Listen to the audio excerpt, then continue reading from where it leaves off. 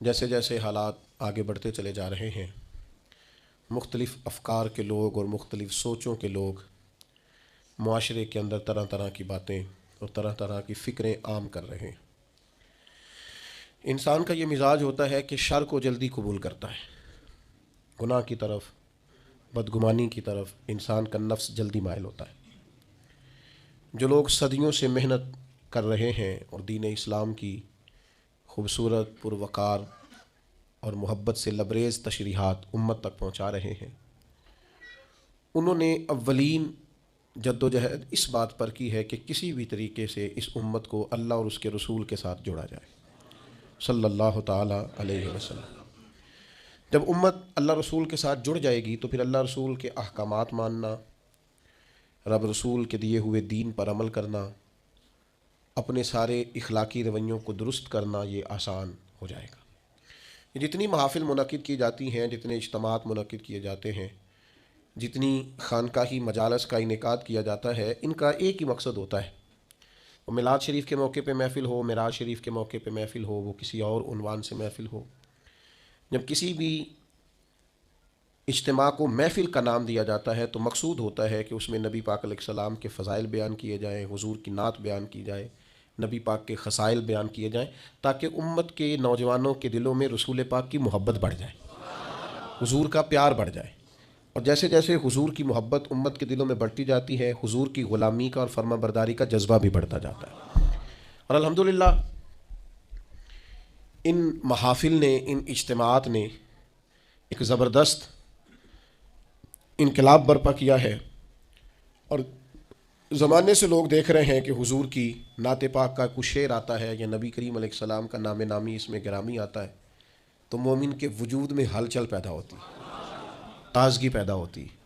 اس کو لوگ اپنا اپنا عنوان دیتے ہیں، کوئی کہتا ہے میرا ایمان تازہ ہو گیا ہے، کوئی کہتا ہے میرے وجود پر وجد طاری ہو گیا ہے، کوئی کہتا ہے کہ میری وہ ساری محبت درد بن کر آنسوؤں کے ذریعے چھلک پڑی ہے۔ لیکن ان محافل سے بہرحال یہ نتیجہ ضرور نکلا ہے کہ لوگوں کے دل گنبد خضرا کے قریب چلے گئے۔ دوسری بات ہمیشہ یاد رکھیے گا کہ چیزیں اپنی ضد سے پہچانی جاتی ہیں۔ کوئی بھی چیز جب اس کی مخالف چیز کا ذکر کیا جاتا ہے پھر اس کی پہچان ہوتی ہے۔ اگر رات نہ ہو تو دن کی کوئی پہچان نہیں ہے، اگر صبح نہ ہو تو شام کی کوئی پہچان، اگر اجالا نہ ہو تو اندھیرے کا کوئی نام لینے کو بھی تیار نہیں ہے۔ چیزیں اپنی ضد سے پہچانی جاتی ہیں۔ الاشیاء تعرف باضدادها۔ عرب کہتے ہیں کہ کوئی بھی چیز اپنے ضد سے پہچانی جاتی ہے۔ جس طرح نبی پاک علیہ السلام کے فضائل کا، حضور کی نعت کا، نبی پاک کی عظمتوں کا بیان ہمیشہ سے ہوتا رہا ہے نا، اس طرح کے بعض ایسے نادان بھی تھے جو ہمیشہ بعض چیزوں کو سمیٹتے رہے ہیں، بعض چیزوں کو وہ گھیرتے رہے ہیں، اور وہ تروڑ مروڑ کے چیزوں کو اس طرح پیش کرتے رہے ہیں کہ بالکل ایک نیا رستہ، ہٹ کے رستہ۔ ایک گروہ گزرا ہے امت میں جس کو نیچری کہا جاتا ہے۔ یہ باقاعدہ ایک فرقہ تھا، اور اس فرقے کے بڑے شخص کا اگر میں آپ کو نام بتاؤں تو آپ سارے واقف ہیں۔ ان کے بڑے شخص کا نام تھا سر سید احمد خان۔ یہ نیچری تھے۔ یہ کہتے تھے کہ اگر معراج شریف کی ساری احادیث صحیح بھی ہوں، انہوں نے وہ ساری احادیث لکھی، ساری صحیح احادیث کو کوٹ کیا، ساری صحیح احادیث کوٹ کر کے کہا کہ یہ صحیح بھی ہیں، راوی بھی درست ہیں، 30 کے قریب صحابہ ان روایات کو روایت کرنے والے ہیں۔ تو پھر بھی کہنے لگے کہ ہم اس لیے واقعہ معراج کو معاذ اللہ تسلیم نہیں کرتے کہ ایک شخص کا، ایک انسانی وجود کا فضا میں معلق رہنا ممکن نہیں، اور فضا سے گزر کے جانا ممکن نہیں۔ کہنے لگے اگر ساری روایتیں درست بھی مان لی جائیں تو پھر بھی چونکہ یہ فطرت کے خلاف ہے، یہ روٹین میں جو کام ہوتے ہیں ان کے خلاف ہے، تو ہم یہ کہیں گے معاذ اللہ راویوں کو غلطی لگ گئی ہے بات کرنے میں، یعنی ساری روایتیں لکھ کے بھی تسلیم کرنے کو تیار۔ اچھا، بڑے عجیب لوگ ہیں، یہ سمجھتے ہی نہیں۔ معجزہ پتہ کسے کہتے ہیں؟ معجزہ اور کرامت کہتے ہیں خرق عادت کو۔ خرق عادت کا مطلب ہوتا ہے عادت کو پھاڑ دینا۔ جو کام عادت کے مطابق چل رہا ہو وہ کرامت اور معجزہ نہیں ہوتا، جو عادت سے ذرا ہٹ کے ہو اس کو معجزہ اور کرامت کہا جاتا ہے۔ جو روٹین میں چل رہا ہو وہ تو چل ہی رہا ہے روٹین میں۔ ہم کہتے ہیں کہ جب رب چاہتا ہے تو نبی کے ہاتھ پہ معجزہ ہوتا ہے، ولی کے ہاتھ پہ کرامت ہوتی ہے۔ آپ کہیں جناب فلانا کام فطرتاً ہو رہا تھا، اصول کے ساتھ ہو رہا تھا، تو بالکل آپ کی بات ٹھیک ہے، فطرت یہی ہے کہ ماں اور باپ کے ملاپ سے اولاد پیدا ہوتی ہے، لیکن اگر رب چاہے نا تو جناب عیسیٰ کو بغیر باپ کے پیدا کر دیتا ہے۔ فطرت یہی ہے کہ بچے عمر کا کچھ حصہ طے کرنے کے بعد 3-4 سال کی عمر میں جا کر گفتگو شروع کرتے ہیں، لیکن اگر اللہ چاہے تو قرآن کہتا ہے کہ جناب عیسیٰ پنگوڑے میں کہتے ہیں انی عبد اللہ آتانی الکتاب، میں اللہ کا بندہ ہوں اور کتاب لے کے آیا ہوں۔ یعنی وہ پنگوڑے میں بھی یہ گفتگو کر دیتے ہیں اگر اللہ، اسی کو معجزہ کہا جاتا ہے۔ اور کتاب و سنت اس سے الحمدللہ معمور ہے، بھرپور ہے۔ آپ کبھی غور فرماتے جائیں، دیکھتے جائیں، فطرت تو یہی ہے نا کہ مادرزاد اندھا، کوڑا، برس کے مریض، یہ سارے کسی طبیب کے پاس جائیں، ڈاکٹر کے پاس جائیں، علاج کرائیں۔ اور آج کل کی ہماری زبان کے اندر اگر کوئی شخص مریض ہے تو پہلے وہ ٹیسٹ کرائے، پھر اس کے بعد ڈاکٹر کا تجویز کردہ نسخہ استعمال کرے، آپریٹ کی ضرورت ہے تو آپریشن کرائے، پھر ٹھیک ہوگا۔ لیکن اگر چاہے نا رب اور دے اپنے نبی کو معجزہ، تو پھر قرآن کہتا ہے کہ جناب عیسیٰ علیہ السلام اگر مادرزاد اندھوں کو اور کوڑوں کو ہاتھ پھیر دیں تو اللہ شفا عطا فرما دے۔ اور یہ تیسرے پارے میں آپ کو میسر آئے گا، ملے گا۔ اصول فطرت یہی ہے، مزاج یہی ہے، روٹین یہی ہے کہ رب چاہتا ہے تو پھر ہی انسان پیدا ہوتے ہیں، اللہ چاہتا ہے تو پھر ہی حیوان پیدا ہوتے ہیں، رب چاہتا ہے تو چرندے پرندے پیدا ہوتے ہیں۔ لیکن اگر اللہ چاہے اور اپنے نبی کو معجزہ دے تو پھر حضرت عیسیٰ علیہ السلام مٹی کی مورت بنا کے پھونک دیں تو اللہ تعالیٰ اسے زندگی عطا فرما دیتا۔ اور یہ قرآن مجید ہے۔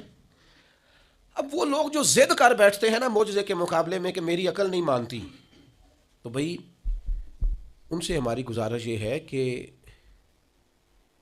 بہت سارے لوگوں کی عقل تو خدا کو بھی نہیں مانتی معاذ اللہ، تو کیا پھر ان کی عقل کے مطابق دین کو لیا جائے گا؟ پھر یہ کیا کہہ دیا جائے گا کہ چونکہ تیری عقل میں نہیں آتا تو لہذا ہے ہی نہیں معاذ اللہ؟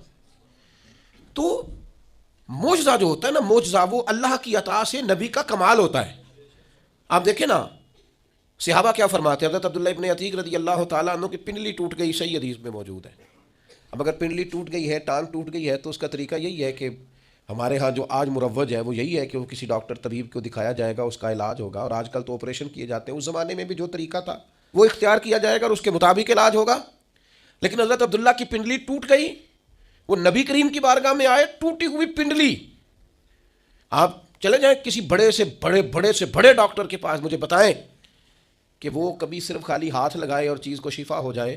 لیکن یہاں منظر یہ ہے کہ پنڈلی ٹوٹ گئی ہے، محبوب نے لعاب دہن لگایا ہے، اللہ نے شفا عطا فرما دی۔ آپ اس مزاج کو سمجھیں، یہ دین کا باقاعدہ عنوان ہے، یہ باقاعدہ عنوان ہے دین اسلام کا۔ اب آنکھیں کسی شخص کی دکھتی ہیں تو اب تو خیر اللہ تعالیٰ نے آسانی کر دی، ورنہ یہ 10-15 سال پہلے کالا موتیا، سفید موتیا ایک بہت بڑا مرض ہوتا تھا اور باقاعدہ مشکل تھا لوگوں کے لیے علاج کی طرف بڑھنا، ایک مشکل کام تھا۔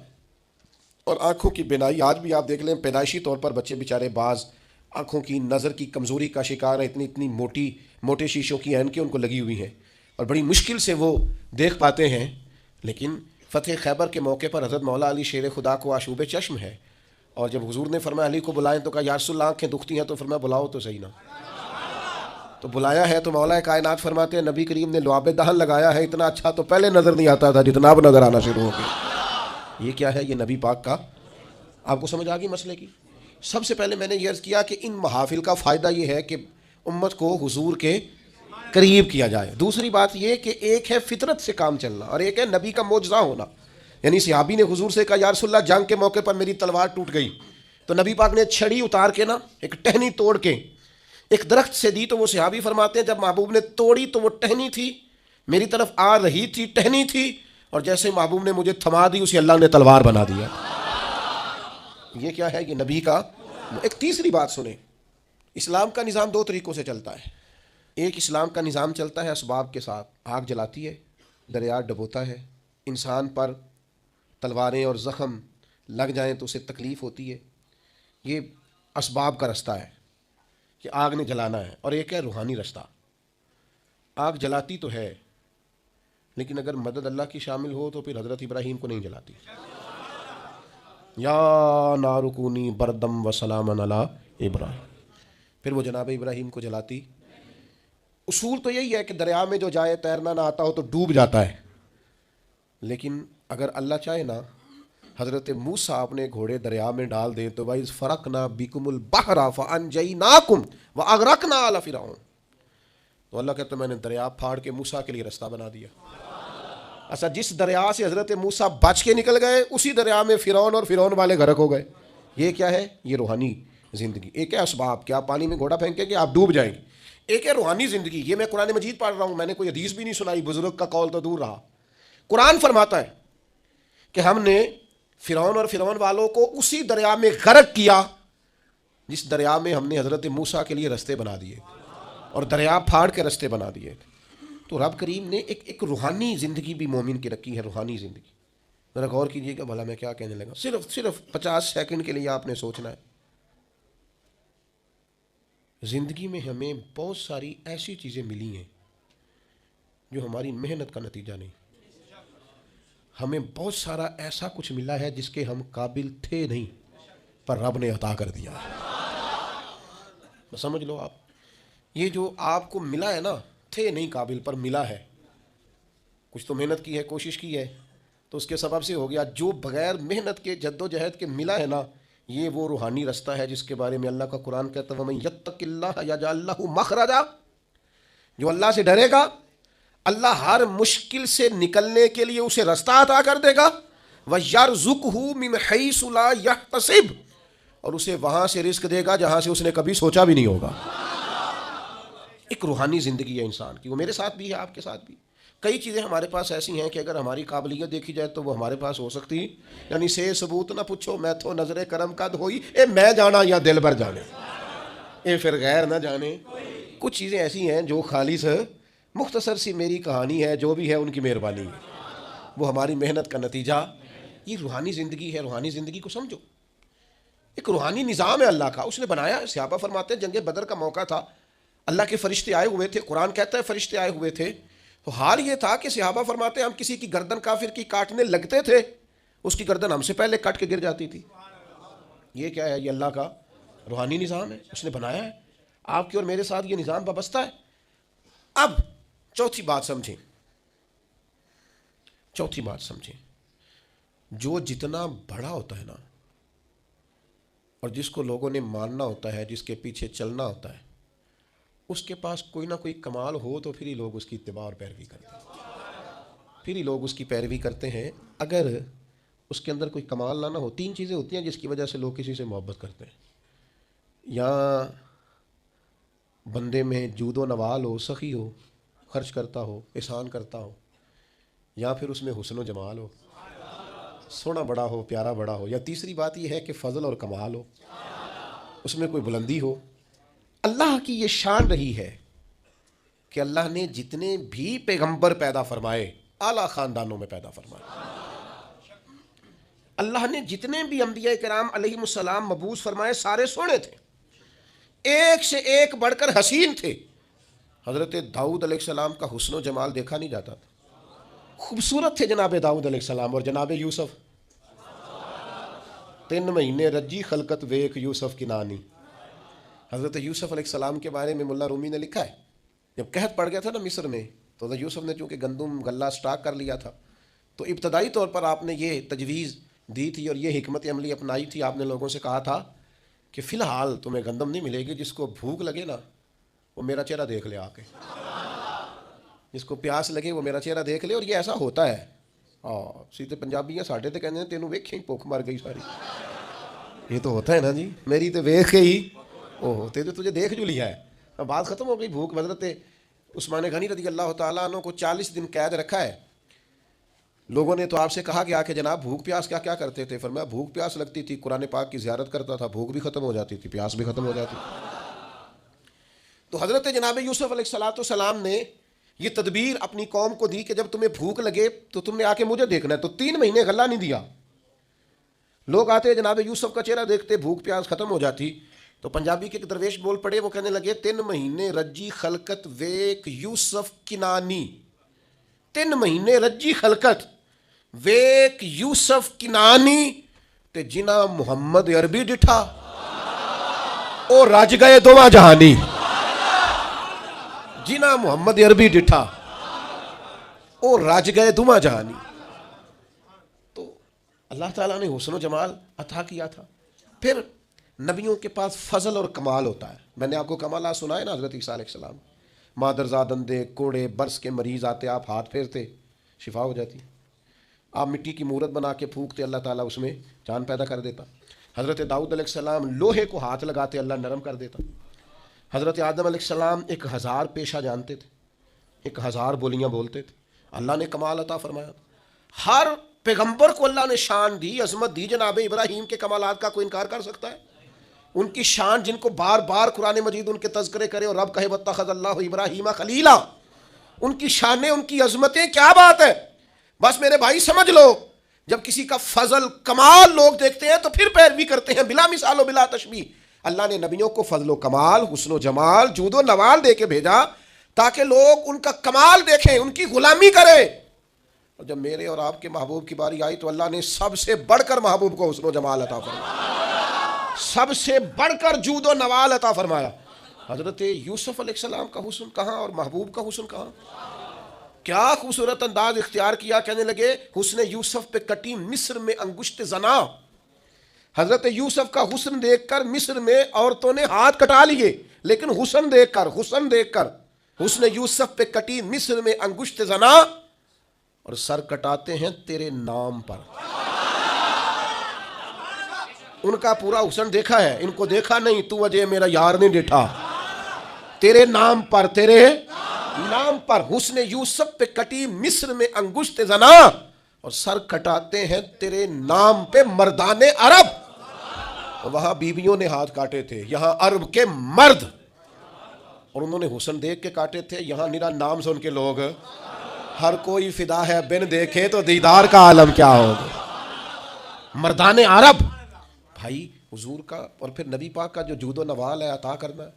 हज़रत जाबिर इब्न अब्दुल्लाह फरमाते हर शय हुजूर से सुनी है, मेरे पास नहीं है ये हुजूर से सुना ही नहीं, ये तो सुना ही नहीं नबी पाक से। और फिर जहाँ तक हुजूर के फजल व कमाल की बात है, तो हर नबी को अल्लाह ने मौजज़ा दिया, और नबी पाक को अल्लाह ने बनाया ही मौजज़ा है।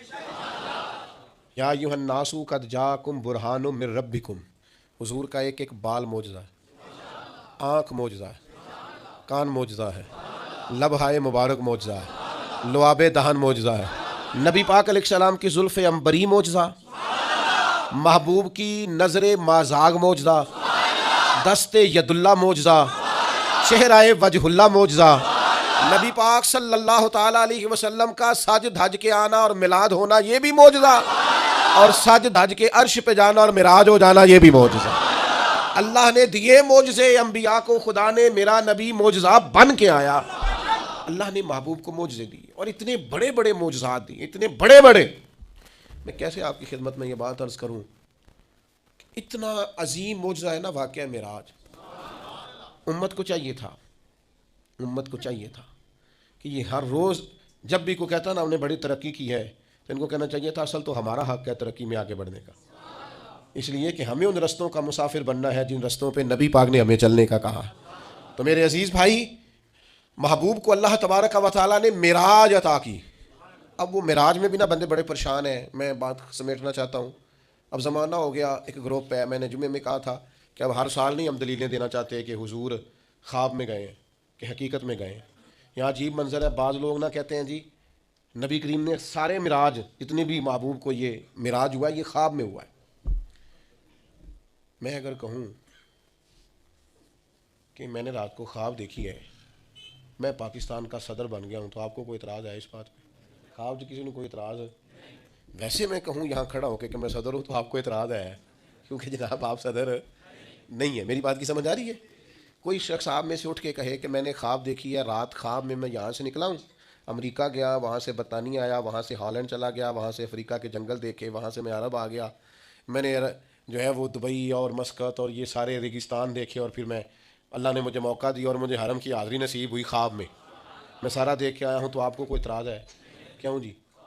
क्योंकि और अगर वो कहे हकीकत में मैं सुबह निकला और यहाँ से अमेरिका गया और वहाँ से मैं अफ्रीका आया, वहाँ से बरतानिया, यूरोप, ये हंसाने को नहीं कह रहा, समझाने को कह रहा हूँ, वहाँ से फिर मैं सारा अरब घूम के शाम तक घर आ गया, सुबह निकला, تو آپ مان لیں گے؟ کیوں؟ یہ ممکن ہے؟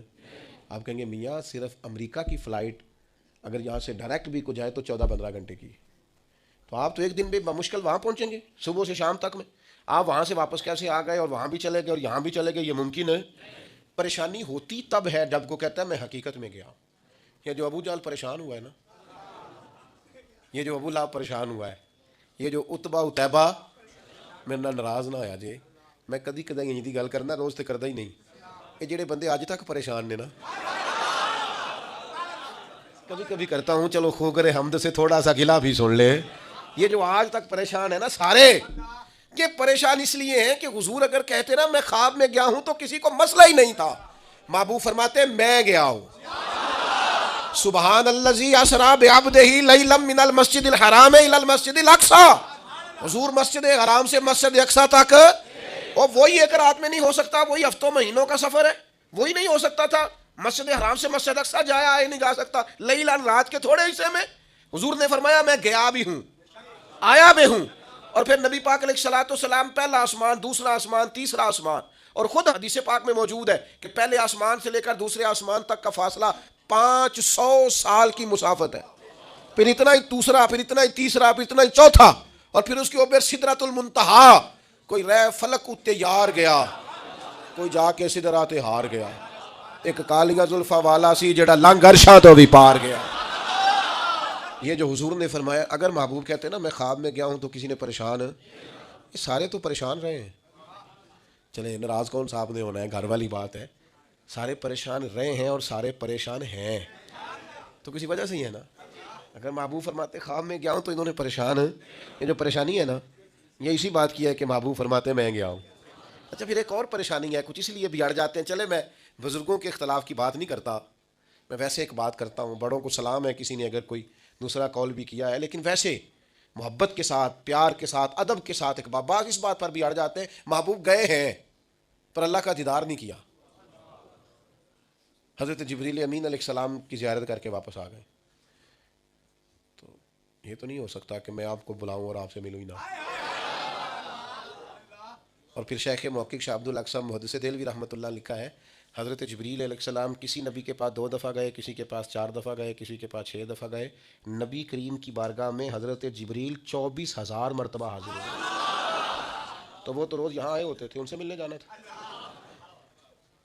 ان سے ملنے جانا تھا، محبوب تو گئے۔ اور پھر حضور علیہ السلام فرماتے ہیں میں نے اپنے رب کو سونی صورت میں دیکھا، اور نبی پاک فرماتے ہیں رب نے اپنا دست مبارک میری پشت پہ رکھا، اس کی ٹھنڈک جو اس کی شان کے لائق پشت پہ رکھا، اور اس کی ٹھنڈک میں نے سینے میں محسوس کی۔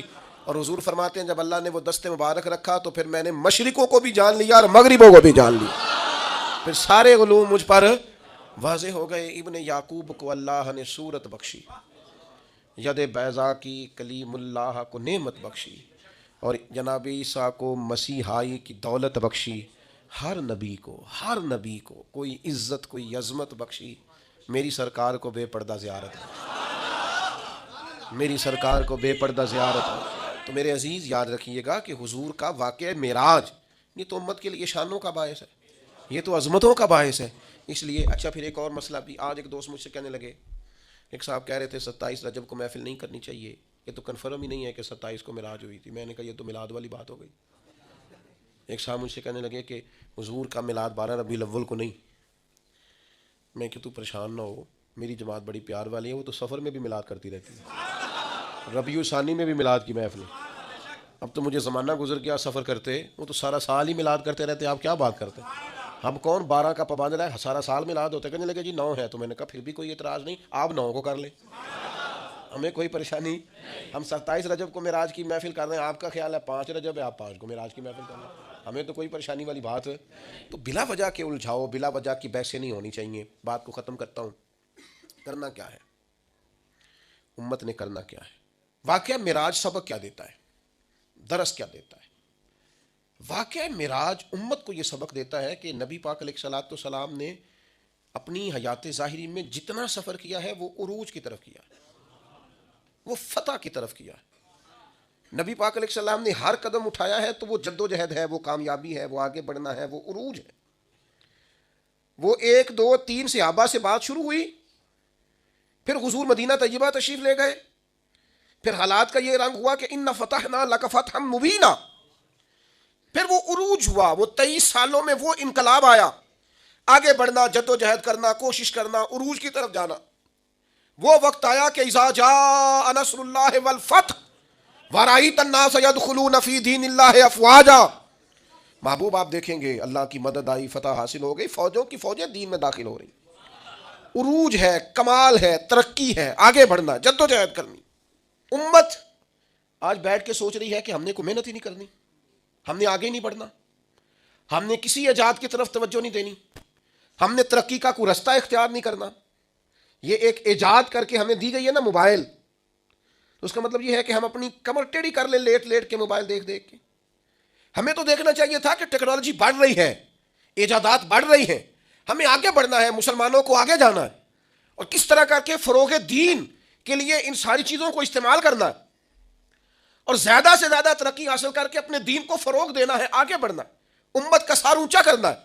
لیکن امت ہے کہ وہ بار بار پیچھے ہٹتی جا رہی ہے، بار بار کمزوری دکھاتی جا رہی ہے، بار بار ہم ہیں کہ ہمارے قدم لڑکھڑاتے ہیں، ہم پیچھے کی طرف آتے ہیں، ہم آگے قدم ہی نہیں اٹھاتے۔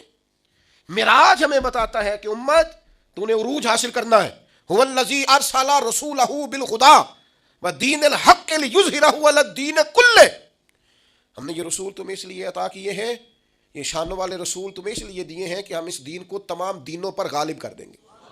اسلام کی فطرت میں قدرت نے لچک دی ہے، اتنا ہی یہ ابھرے گا جتنا کہ دبا دو گے۔ یہ دین غالب ہونے کے لیے واقعہ معراج کیا بتاتا ہے ہمیں؟ نبی پاک نے مسجد اقصیٰ میں سارے نبیوں کی امامت کرائی ہے۔ جس طرح نبی کریم نبیوں کے امام ہیں، یہ امت امتوں کی امام ہے۔ اس نے امامت کرنی ہے، امامت، ترقی، عروج، جد و جہد، آگے بڑھنا۔ ملت کے جوانوں، واقعہ معراج تمہیں بتاتا ہے کہ تمہیں آگے بڑھنا ہے، تمہیں کوشش کرنی ہے۔ اٹھ کے اب بزم جہاں کا اور ہی انداز ہے، مشرق و مغرب میں تیرے دور کا آغاز، جد و جہد کریں، میرا مالک بڑا کریم ہے، جو اس کی جانب ایک قدم اٹھاتا ہے اللہ کی رحمت آگے بڑھ کے اس کا استقبال کرتی ہے۔ آپ کوشش تو کریں، ہمت تو کریں، جد و جہد تو کریں، آپ آگے تو بڑھیں۔ اقبال کہنے لگے او وقت فرصت ہے کہاں، کام ابھی باقی ہے، نور توحید کا اتمام ابھی باقی ہے۔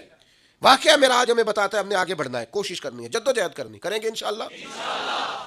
جو شخص جس حد تک اپنے لیے، ملک کے لیے، ملت کے لیے، خاندان کے لیے، قبیلے کے لیے، دین کے لیے جد و جہد کر سکتا ہے وہ کرے، وہ آگے بڑھے، ہمت کریں، 2 2 4 4 لوگوں کا بازو تھامیں، سہارا بنے، لیکن عروج کی طرف بڑھے۔ نوجوانوں سے کہتا ہوں جدید حالات کو دیکھو، سیکھو، ٹیکنالوجی کی طرف بڑھو، علم کی طرف بڑھو، شعور کی طرف بڑھو، بیٹھے نہ رہو، 2 2 4 4 5 5 10 10 کورسز کرو، آگے بڑھو۔